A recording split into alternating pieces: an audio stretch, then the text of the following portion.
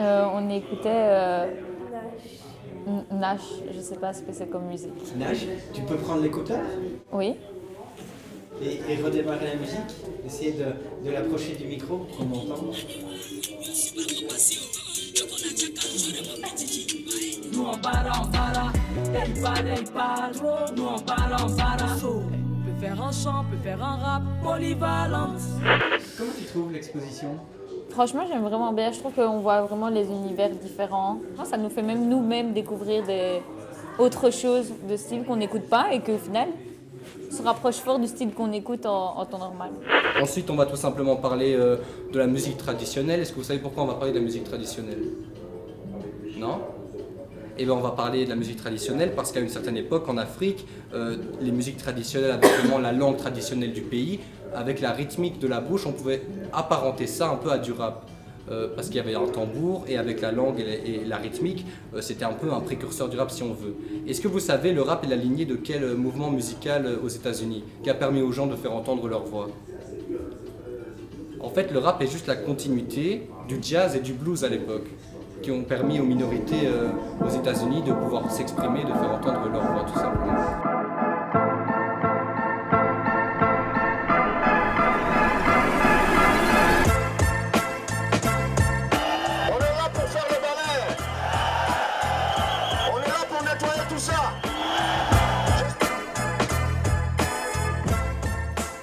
Le rap de Smokey et de tous les gens, tous les artistes qui ont fait partie du ballet citoyen a été une musique galvanisante qui s'est transformée en action. Et de cette action, en fait, les artistes sont partis justement prendre possession du média national. Et ce qui est beau dans cette image, c'est qu'on voit le lien entre l'Afrique et le rap parce que c'est l'artiste Smokey qui est là, mais il porte le t-shirt Public Enemy. Donc on voit le lien très direct avec justement le message, en tout cas moi ce que j'appelle le message originel du rap, qui est d'amener un message revendicateur. Ça va se passer tout à l'heure, c'est pour montrer aux gens de ce pays que quand on a des choses à dire, il faut le dire dans la rue. On est dans la rue, juste avoir à manger, c'est le minimum de la dignité et plus de liberté. Il n'y a pas un pays dans le monde qui n'a pas son groupe de rap et qui est un groupe de rap qui n'a pas son mouvement hip-hop, on va dire, et un mouvement hip-hop qui s'inscrit dans quelque chose qui au départ s'inscrivait dans quelque chose de radicalement opposé à l'État, quoi.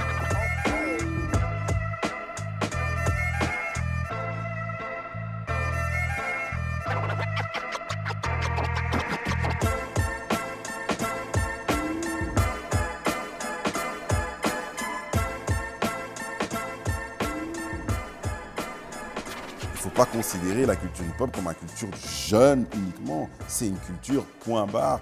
On n'est pas dans l'occupationnel.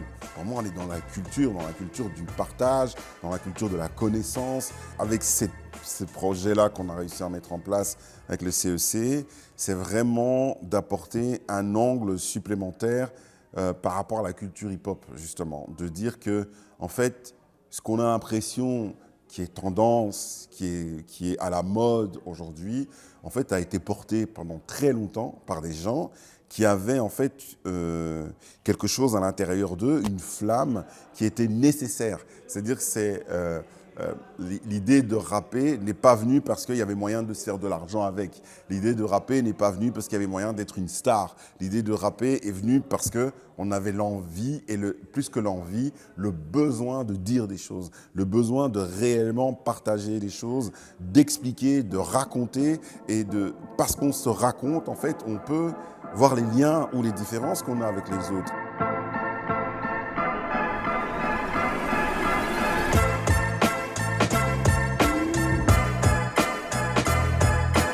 Moi j'ai trouvé ça super sympa qu'on remette en avant les origines du rap pour pas qu'on pense que ce soit de là ou de là, non, qu'on sache que ça a des origines africaines, etc. Je trouve ça cool de mettre ça en avant pour pas qu'on oublie ses origines.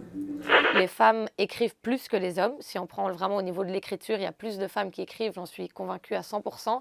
Mais dès qu'on arrive à la scène, il y a une surreprésentation des hommes et très peu de femmes. Je pense que c'est vraiment un travail sur soi, de se détacher du regard de l'autre et d'apprendre à vivre uniquement pour soi-même. Et ça, c'est en train de se passer. Et les femmes sont en train de le revendiquer, que ce soit dans les mouvements sociaux, que ce soit dans la musique, à plein de niveaux. Les femmes sont en train de dire, en fait, je suis moi-même, je suis ce que je suis, je n'ai pas à me justifier. Et je m'habille de la manière dont j'ai envie de m'habiller et je dis les choses que j'ai envie de dire. C'est vraiment quelque chose de nouveau, cette assurance et cette force qui arrive sur la scène et qu'on sent. Les femmes ont du mal à se faire une place dans le rap parce qu'il y a des préjugés, etc., comme de quoi elles ne savent pas rapper. Et du coup, je trouve ça intéressant qu'on puisse mettre ça en avant pour essayer de faire changer les mentalités. Il y a du boulot en la matière, tu penses? Oui, il y a beaucoup de boulot en la matière. On commence par quoi? On commence par écouter les femmes qui essaient de chanter et les écouter, pas juste les écouter correctement.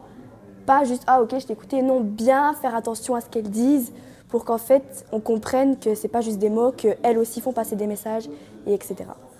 Donc en France et en Belgique, on a la chance d'avoir la liberté d'expression, mais il faut encore qu'on se batte aujourd'hui tous les jours pour ne pas la perdre justement, parce que dans certains pays d'Afrique, elle est bafouée. Et ça, c'est vraiment compliqué. Est-ce que vous pensez que le rap peut changer le monde? Question, c'est grand, hein, c'est un grand mot, changer le monde. Vous en pensez quoi? Cette culture rap et hip-hop surtout a vraiment changé la définition et la perception des choses en termes de mode, en termes de consommation et tout ça. Mais malheureusement, ce n'est pas suffisant en même temps. Là, je reviens plus à la vision de Tupac. C'est qu'au final, ça n'empêche pas que des jeunes noirs se font tirer dessus aux États-Unis, qu'on a un taux de scolarité dans les grandes écoles qui est très faible et ainsi de suite. Si on pouvait influencer les choses à ce point-là, ouais, je dirais que ça change les choses. Mais en tout cas, ça aide. J'ai souffert du racisme ici en Belgique. Surtout, le regard qu'on avait sur l'Afrique était d'une blessure et d'un mensonge tellement énorme. La force et la dignité que j'avais venaient tellement de mon côté, de ma mère, que je me suis dit, je vais réajuster les choses. Et j'ai le physique et j'ai le mental, surtout la force mentale, de pouvoir le faire. Et je me suis dit, la petite Congo belge qu'on voit là dans les petits quartiers pauvres, là, vous allez voir, elle va se retrouver à Hollywood. On est face à des gens qui ont quelque chose à dire, qui ont un discours, qui ont un parcours. On voit toutes sortes de personnalités différentes et on sent qu'ils sont portés, ils sont traversés par leur art. Et moi, ça me fait questionner par rapport au spectacle que nous faisons, nous. À quel point on essaie d'aborder des sujets importants ou à quel point on est sur des questions peut-être plutôt esthétiques ou formelles. Et oui, ça m'a fait réfléchir. Je me dis, tiens, oui, peut-être que c'est bien aussi que nous, on aborde des sujets un peu plus profonds et qu'on prenne le temps aussi pour questionner les propos, pas seulement la forme à travers laquelle on s'exprime, mais les propos qu'on exprime. C'est pas un truc de parler de ce qui est beau, c'est vraiment aussi de parler de ce qui est vrai. Oui.